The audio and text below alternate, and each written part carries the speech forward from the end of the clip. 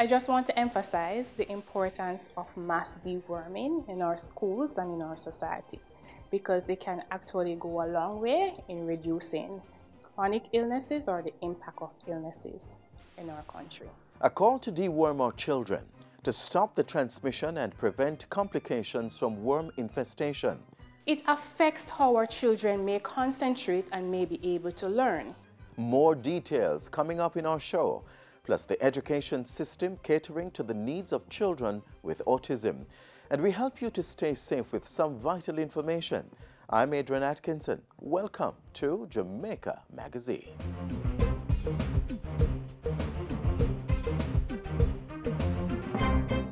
What is the National Identification System?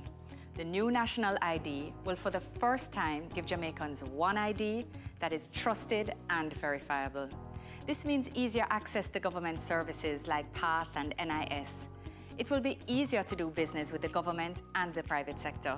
Eventually, there'll be no need to walk with more than one ID. Support the new National ID. Get the facts at nidsfacts.com or on Facebook, Twitter, and Instagram at nidsfacts.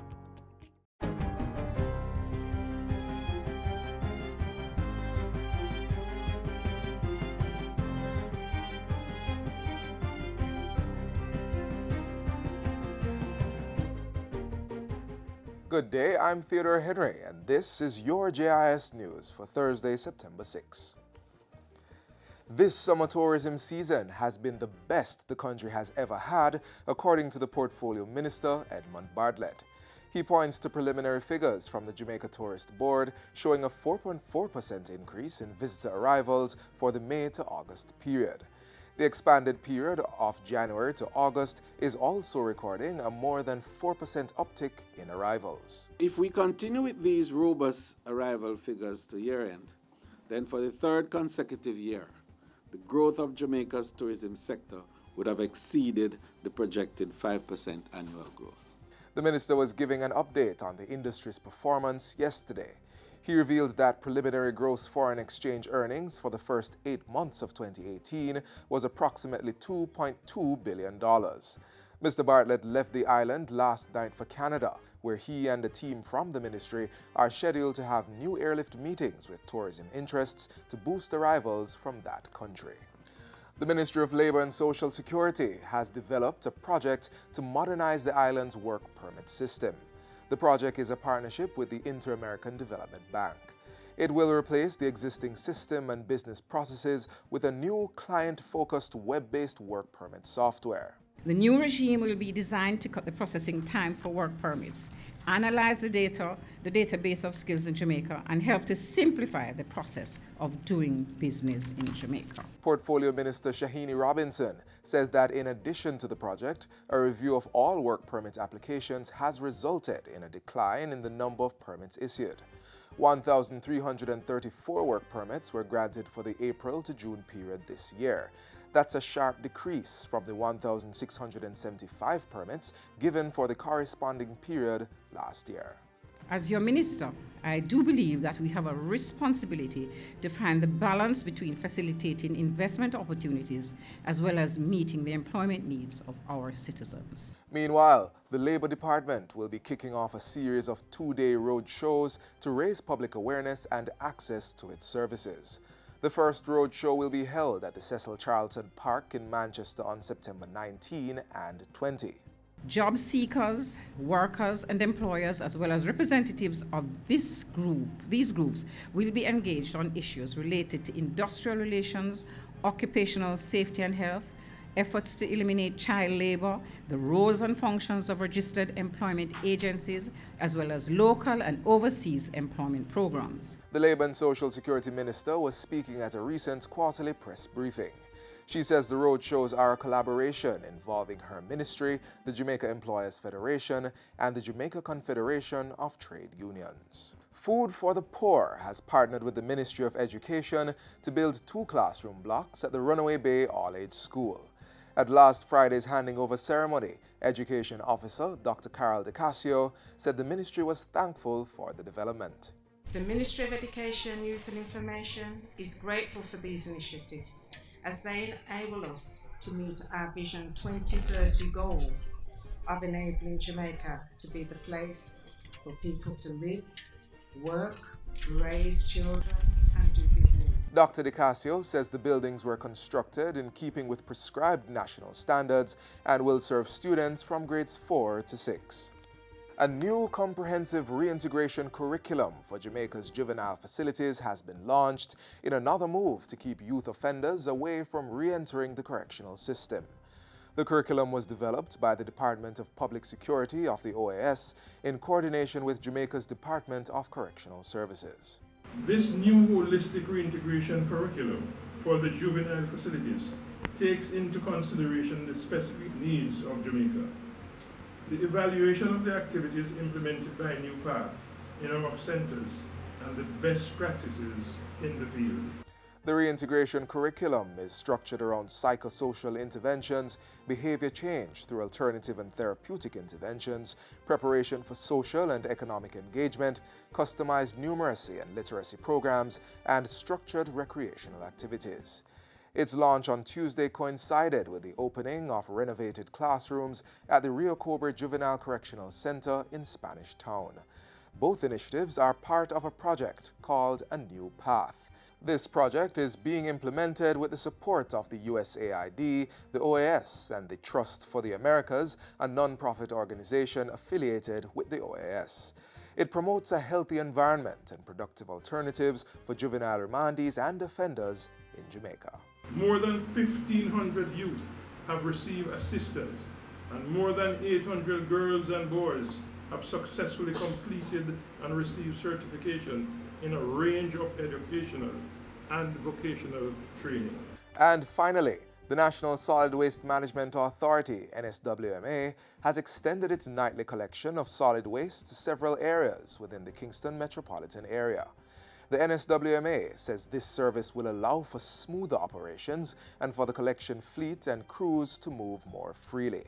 It's being done to address the infrequent and late collection of waste and should clear the backlog and get more trucks to the various communities.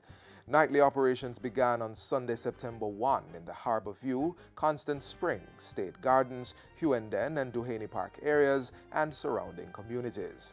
The NSWMA says normal night operations will also continue in the downtown Kingston Market District and Spanish Town, St. Catherine. And that's it for JIS News Today. I'm Theodore Henry. Thanks for watching.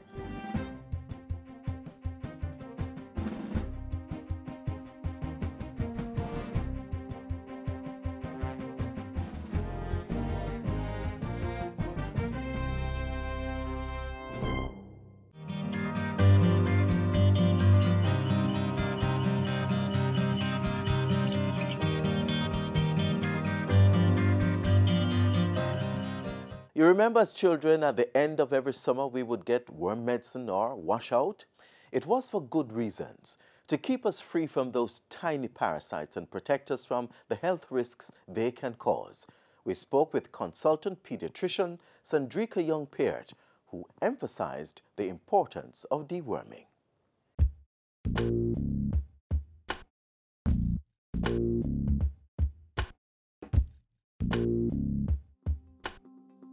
Deworming is the process of giving worm medicine to an individual to get rid of parasites such as roundworm and tapeworm. While the focus is usually on children, adults should also be dewormed. Consultant pediatrician at the Bustamante Hospital for Children, Dr. Sandrika Young-Peart, tells us why this process is important, signs to look for, and the impact of these worms to our health. When we talk about worms, we're talking about multiple different types. We may talk about the roundworm, the pinworm, or we can talk about the whipworm. And these are just some of the few worms that exist. The worms can actually cause a disease burden on our society, and the complications of having worm infestations are numerous and problematic. It affects how our children may concentrate and may be able to learn. There are actually documented findings that it actually affects your cognitive and your physical development and your ability to concentrate in school. And so it's actually important that we actually rid our children of these parasites. According to the WHO, approximately 800 million children are actually affected by worms each year. So what are some of the signs that a person may have worms? Symptoms could be what we commonly think about, like grinding of the teeth. They may be itching their anus, right? They may actually have weight loss. They may feel very tired and fatigued. And these are just some of the symptoms that may give you an indication that your child may have worm. They may not have any signs at all. Or they can have other signs and symptoms, such as vomiting, abdominal swelling or distension, diarrhea, or constipation. If the worms actually form balls, they can actually block the intestines, and that can either cause constipation and cause the child to vomit. They can also present with wheezing, and we may think they are actually asthmatics, but it's actually the worms that have migrated into the lungs to cause obstruction of the airway and cause the child to wheeze. So how do they get infected? They may get infected either by eating or drinking contaminated water or food. If there is inadequate or improper waste disposal, and if we don't wash our hands before we eat or drink food. And there's a particular worm that you can actually get if you actually walk barefooted. So that is also something to bear in mind. And so it's actually important that we actually give our children worm medicine so we can actually target getting rid of these worms and actually reducing the worm burden in our society. You can deworm your children twice per year. You should actually give them worm medicine, and all the persons who are in the household should also get the worm medicine at the same time. It is important that our adults also be treated or dewormed, because we can be asymptomatic, meaning that we don't have any symptoms at all, but we can still be carriers of worms. And when we excrete or pass our feces, especially sometimes when we do it inappropriately, we may pass out the eggs of these worms. Then our cows or poultry or pigs may actually ingest these when they feed. And then that's a vicious cycle. And should our children be playing in the areas where waste is inadequately disposed, then they too can actually pick up the eggs or the larvae on their fingers. And if they don't wash their hands before they eat, or while they're in the midst of playing, they may actually put their fingers in their mouth, then they too can actually ingest these worms. So how can you prevent your child from getting worms? It's difficult, but there are some basic tips that we can actually do to reduce the chance of our children getting these serious worm infections and having the complications. Basic hand washing before eating our food, allowing our children not to walk barefooted, allowing our children not to play with the pets, especially if their pets are not treated quite frequently. And importantly, proper hygiene. Ensure that our waste is disposed properly. So it's pretty important that we all get on board as adults so we can actually reduce the worm burden and the impact on our society.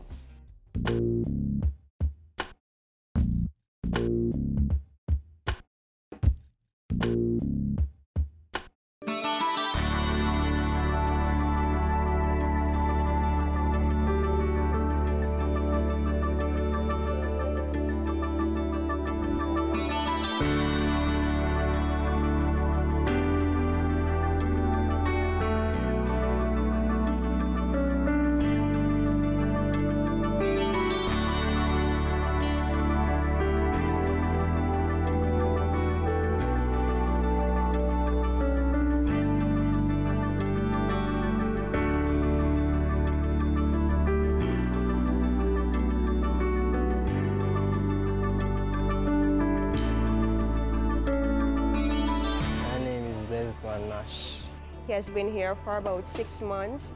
He does general stock maintenance and ordering of the shelves. When he just started out, he was a bit shy and reserved, but over time he has become more outspoken, and he gets along well with his co-workers, and he does good work here. It's a joy having Desmond here with us. I really appreciate NYS for sending him here. He has been a good worker. We had no problem with him. If somebody didn't say it, you didn't even know that he has a disability. Anywhere you sent him to work, he fits in himself, and we are very happy to have him. My name is David Wickenham. I work at J&J Pharmacy on Barney Street. Well, working with Davian, it has been a really great experience. Well, I'm an open-minded person, and when I heard that he was going to be here, I was like, if he's going to be reserved or outspoken, well, he's actually outspoken. If anything is needed to be done, we can call on Davian. Thanks to the NYS for developing the empowerment program, for giving young people with disabilities a better chance in life, and I trust that they will continue this program. Just to say, continue doing what you're doing, and God's richest blessing on the organization. If you or someone you know has an intellectual disability, you can refer them to the National Youth Service, where our program fully caters to their personal and professional needs, where we will be sure to assist them in transitioning into the world of work. The National Youth Service, empowering Jamaica's young people.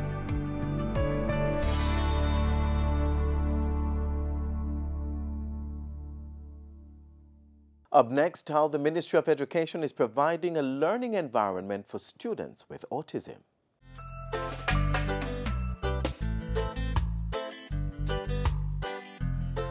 There's much more to educating our children than confining them to textbooks or curricula. Every child has their learning style, and sometimes it's made difficult when it's compounded with a learning disorder. Hello, I'm Carrie-Ann Smith. The number of diagnosed cases of autism in Jamaica is on the increase, and the Ministry of Education, Youth and Information is tasked with the responsibility of ensuring that provisions are in place to facilitate the learning of these students. With me is Acting Assistant Chief Education Officer in the Special Education Unit in the Ministry, Mrs. Ann Newman. Welcome. Thank you, Carrie. All right, so let's get into it. What are the numbers as it relates to the increase in autism in schools? Okay. The Center for Disease Control in the United States suggests that there's a ratio of 1 in every 6 to 8 births. When that is applied to our Jamaican birth rate in Jamaica, it means that as many as 500 odd students or children could be born with autism. Okay. And it is skewed towards boys, so the ratio is 4 to 1. All right, before we even get into exploring the issue, what is autism? Autism spectrum disorder is a developmental disorder that's usually diagnosed by age 4. Children with autism or who are on the spectrum usually manifest some disorders in communication, social disorders, and very often have behavioral disorders. So how is the ministry handling the cases in schools?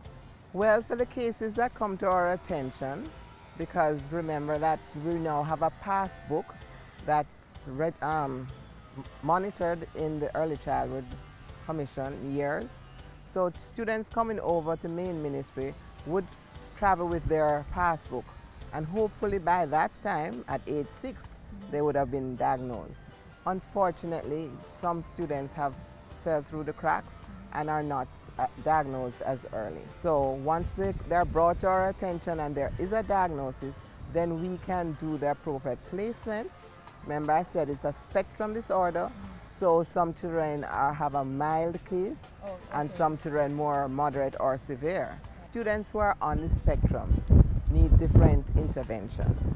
So depending on the severity of the diagnosis, whether it's mild, moderate or severe, they are placed in the appropriate settings. Students with mild autism usually are educated in the mainstream, whereas others who are severe or in the moderate range are educated in our special schools. Okay, so it's important for them to be diagnosed early. Critical, critical, critical. Early diagnosis and intervention is the key to the measure of success we have.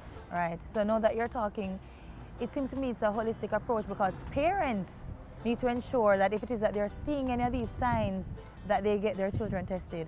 Parents need to remember that they're usually their child's first teacher, and they need to follow their instinct, and wherever they have reason to be suspicious that something could not be quite so right, it is their responsibility to seek professional advice and assistance. All right. So what are the programs or intervention strategies that are in place to ensure that these children are not lost in the system?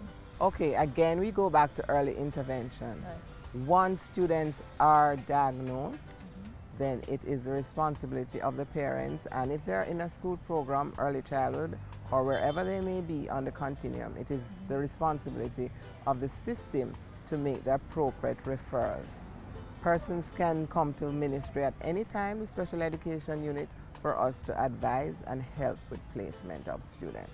I know that the ministry promotes an inclusive, integrated system. Are the schools prepared for this?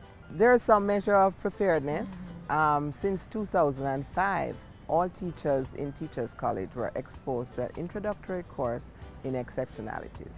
This course really is just a cursory course, and it means that teachers in the regular system should be able to detect and have reasons to suspect that if a child is not developing along the normal path, and suggest to parents that they have the child assessed.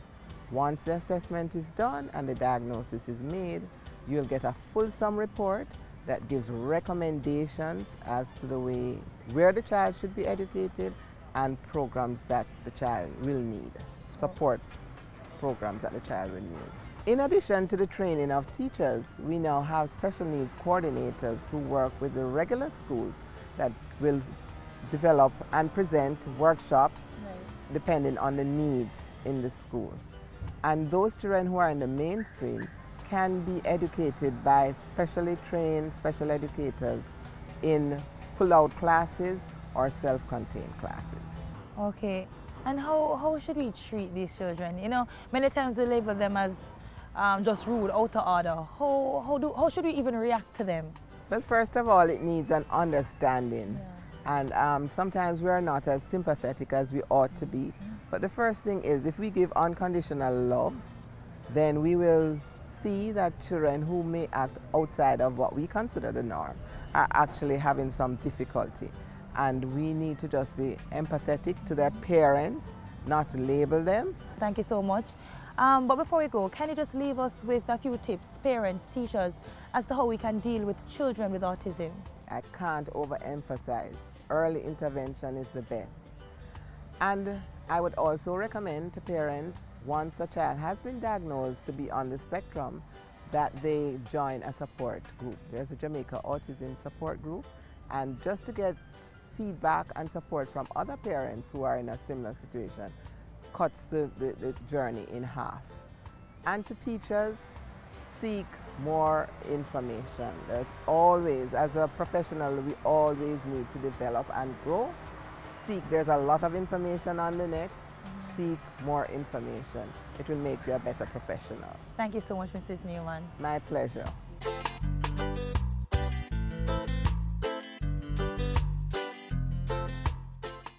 We are men with a message, and the youth them need to hear this. We know everything about thug life. Been there, done that. Prison and a nice place, stay in school. Serious thing we I tell you. And a joke thing this. You can't tell me about hungry. That's no excuse. Leave the badness alone. Nobody narrate you. Them just afraid of you. Live positive, remember. A gang is a dead end. A message from the Ministry of National Security. We are still in the 2018 Atlantic hurricane season, and while this season is drier than previous ones, there is still the chance for rainfall in the months ahead. So it's important to know what to do if you live in flood-prone areas.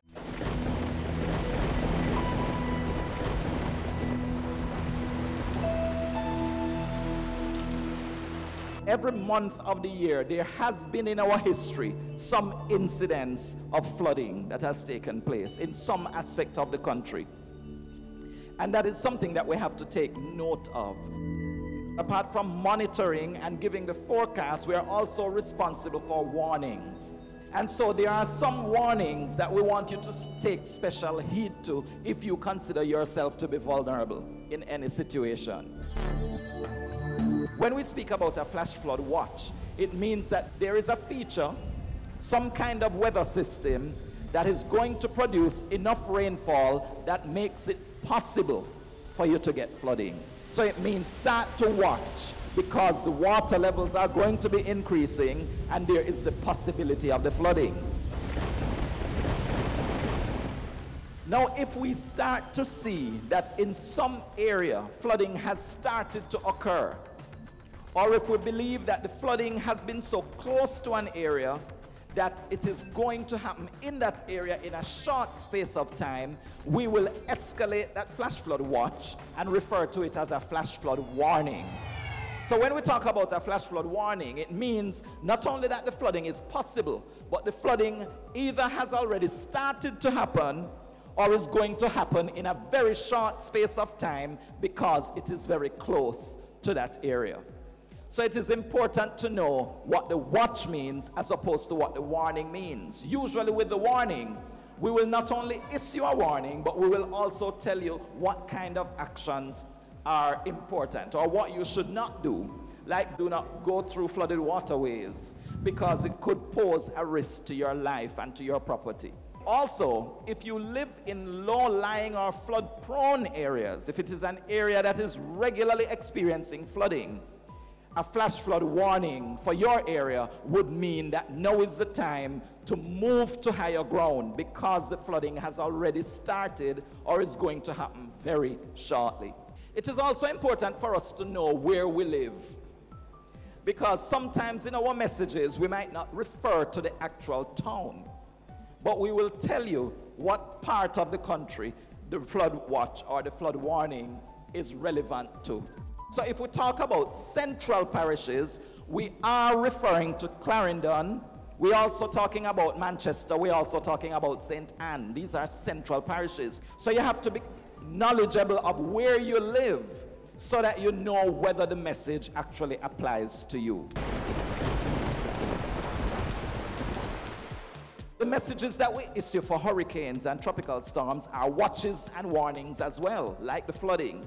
But in this case, for a tropical storm or a hurricane, when we issue a watch, it means the conditions that are associated with the storm or the hurricane are possible within a certain time frame. If you hear tropical storm or hurricane watch, you could get the impact of that system within a day and a half, 36 hours. If we mention that it is a tropical storm or a hurricane warning, it means that you only have 1 day before that thing can affect you.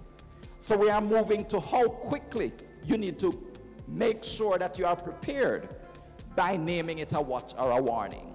So the watch is the first level of the alert that there is something that is likely to affect you. But when we move to a warning, it means now is the time to batten down because you most likely are going to experience that storm or hurricane. We might have a tropical wave, which is the least of them, in that it can still cause a lot of rain and it can still cause flooding and devastation, but it will not have very strong winds associated with it.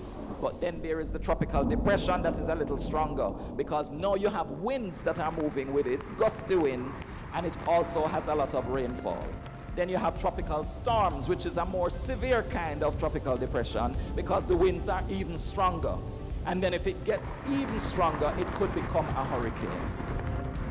So it's important that you have your radio and that your radio is battery controlled, not dependent on electricity, so that you can hear the warning messages that come from the meteorological service.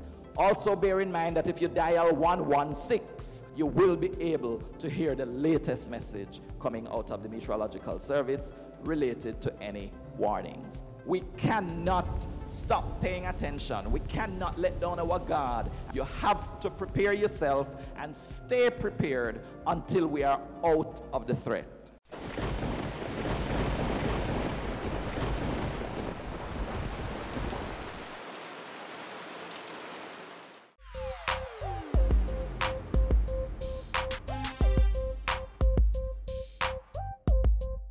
As we close today's show, we ask that you stay connected via our website, jis.gov.jm. And while you're online, send your feedback to Jamaica Magazine at jis.gov.jm or via tweet at JIS News. On behalf of the entire production crew, I'm Adrian Atkinson. Thanks for watching.